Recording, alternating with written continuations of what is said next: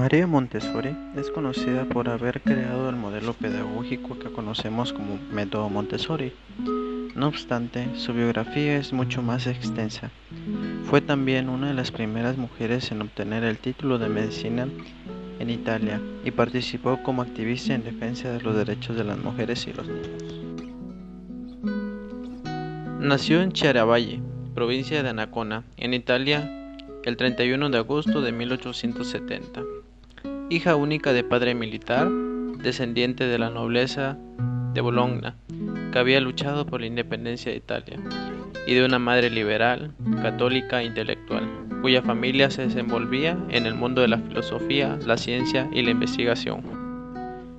Con apenas 12 años de edad, María Montessori y su familia se mudaron a la ciudad de Roma, con la intención de asegurar que estudiaría en las mejores escuelas de la época. Estando ahí mostró un interés y una habilidad especial por las matemáticas, así que pese a los deseos de su padre de que convirtiera en maestra, María Montessori se inscribió a una escuela técnica de ingeniería donde solo asistían hombres. Un año después surgió su inquietud por estudiar medicina, con lo cual decidió abandonar la ingeniería e iniciar los nuevos estudios a los 22 años. Aún ante la negativa y el rechazo inicial del director, de su padre y de sus compañeros, quienes consideraban que la carrera de medicina era una especialidad que solo podían ejercer los hombres. Finalmente, en 1896, a los 26 años, María Montessori se convirtió en una de las primeras mujeres médicas de Italia, mismo año en el que fue elegida como representante de las mujeres italianas en el Congreso Feminista celebrado en Berlín, en donde defendió la igualdad de derechos de las mujeres. En la misma época denunció la situación que vivían los niños que trabajaban en minas en Silicia, con lo que se sumó a las luchas en contra de la explotación laboral infantil. Tiempo después, y motivada por una conciencia de justicia social, comenzó a trabajar en clínicas psiquiátricas y colegios donde principalmente asistían niños y niñas con discapacidades intelectual en condiciones muy precarias. María Montessori realizó muchas observaciones en la clínica psiquiátrica de la Universidad de Roma, que la llevaron a darse cuenta de que el verdadero problema de que muchos niños y niñas con discapacidades jugaran de forma que parecieran socialmente inadecuadas era que estaban aburridos porque no tenían material didáctico, además de que el espacio en el que se encontraban estaba muy desordenados y sus condiciones eran bastante precarias. A partir de ahí, María Montessori tuvo la idea de construir un ambiente que fuera agradable. Estaba convencida de que las condiciones del espacio y de los materiales eran cruciales para el desarrollo de las habilidades intelectuales y sociales de los niños. En ese mismo momento se enteró de que había dos médicos franceses que habían desarrollado un método educativo en una línea similar, por lo que viajó a París para entrevistarse con ellos. A su regreso, el Estado italiano había inaugurado un instituto destinado a potenciar las habilidades intelectuales de las personas con discapacidad, donde María Montessori obtuvo el cargo de directora y continuó como formadora de maestros y maestras, así como profesora de universidad y conferencista en distintas ciudades. Finalmente, María Montessori tuvo la oportunidad de crear su propio centro educativo. En enero de 1907, inauguró en Italia la primera casa del Bambini. La pedagoga María Montessori desarrolló un método de enseñanza revolucionario que cambió en gran medida la forma como se trabajaba con los niños en la educación preescolar y primaria. La idea partía de una total autonomía del niño, el fomento a la iniciativa y el aprendizaje en libertad. Los principios de su propuesta pueden guiar el trabajo de los docentes de hoy, pues permiten desarrollar procesos de aprendizaje más activos y pensados en la individualidad de cada uno de los estudiantes.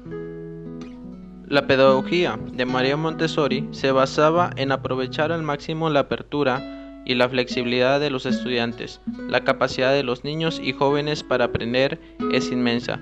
Por ello, es necesario sacar provecho de ella para lograr que los conocimientos cobren sentido y almacenen a largo plazo en la mente del estudiante. Diseñar un ambiente especial para que las experiencias de aprendizaje sean mejores. El ambiente es preparado por el docente, teniendo en cuenta diferentes áreas de trabajo en las que el niño pueda aprender libremente. Cada rincón debe tener materiales específicos de cada área que se requiera desarrollar en el niño. Por ejemplo, plantas, disfraces, libros de cuentos, pinturas, arcillas, entre otros materiales. Aprovechamiento de los periodos sensibles de los niños. Estos permiten desarrollar habilidades a partir de la alta sensibilidad de los niños, lo que facilita su conexión entre conocimientos y su vida cotidiana. Ambiente preparado. Con este término nos referimos a un ambiente organizado y diseñado con el fin de que el niño en libertad desarrolle su autoaprendizaje. Las características de este ambiente se basan en los principios de simplicidad, belleza y orden. Son espacios luminosos y cálidos. Le permiten al niño desarrollarse sin la necesidad de una supervisión constante de un adulto. Ella recalca en su libro El método de la pedagogía científica aplicado. La mente absorbente tiene dos funciones básicas: adaptación al ambiente, construcción de los órganos psíquicos, orden, lenguaje, refinamiento del movimiento, refinamiento de los sentidos, inteligencia, voluntad y memoria. Materiales Montessori. El método Montessori se desarrolla en un ambiente preparado donde el niño podrá desarrollar tres áreas básicas de conocimientos. 1. La vida práctica o educación motriz. Montessori propone aquí una serie de actividades motrices básicas y diarias como caminar correctamente, saludar, llevar objetos de un lugar a otro, tales como bandejas, sillas, actividades de autocuidado. Con este tipo de actividad de vida práctica, Montessori enseña el cuidado personal, el cuidado del entorno, relaciones sociales, análisis y control del movimiento. Número 2. Materiales sensoriales para educar los sentidos. Contiene las siguientes características: control de errores, aislamiento de cualidad única, implicación activa, atractivos. El principal propósito de este elemento es captar la atención del niño, de ahí sus formas y sus colores. Materiales académicos para la lectura, escritura y matemáticas. En esta tercera área de materiales Montessori, los ejercicios se presentan de forma que introduce primero la escritura y luego la lectura, ser una consecuencia de la misma. Tanto la lectura como la escritura se van presentando de forma gradual, lo que hace que los niños no sean conscientes de que están aprendiendo a leer y a escribir, hasta que de repente un día se dan cuenta que están leyendo y o escribiendo. Relación entre el trabajo y el juego. María Montessori planteaba la efectividad de trabajo infantil en contacto con la realidad, lo que permitía desarrollar su inteligencia y a partir de bases sólidas y concretas. Por el contrario, no es posible que el juego libre y desorganizado constituya el fundamento de una educación intelectual. La actividad del niño se organiza y su interés se despierta en un material elaborado científicamente y presentado al niño de manera sistemática. Este avance impone límites a la imaginación, empero la inteligencia progresa por la vía de la realidad y de la verdad. A la inversa, en un juego libre, el niño hace lo que desea, mas existe el riesgo de que se dé un curso demasiado libre a la imaginación desenfrenada. María Montessori falleció el 6 de mayo de 1982. Principales obras o trabajos que realizó antes de su muerte fueron Antropología de la Pedagogía en 1907, El método de la pedagogía científica en 1909, El método Montessori en 1912, Antropología pedagógica en 1913, La autoeducación de la escuela elemental en 1916, Método avanzado Montessori en 1917, Ideas generales sobre mi método 1928, El niño en la iglesia en 1929, La misa explicada a los niños en 1932, Paz y educación 1934, Manual de la pedagogía científica en 1935, El secreto de la infancia en 1936 y Educación para un nuevo mundo 1946. Conclusión: la pedagogía Montessori describe qué características debe tener un aula para dar respuesta a la edad de los niños.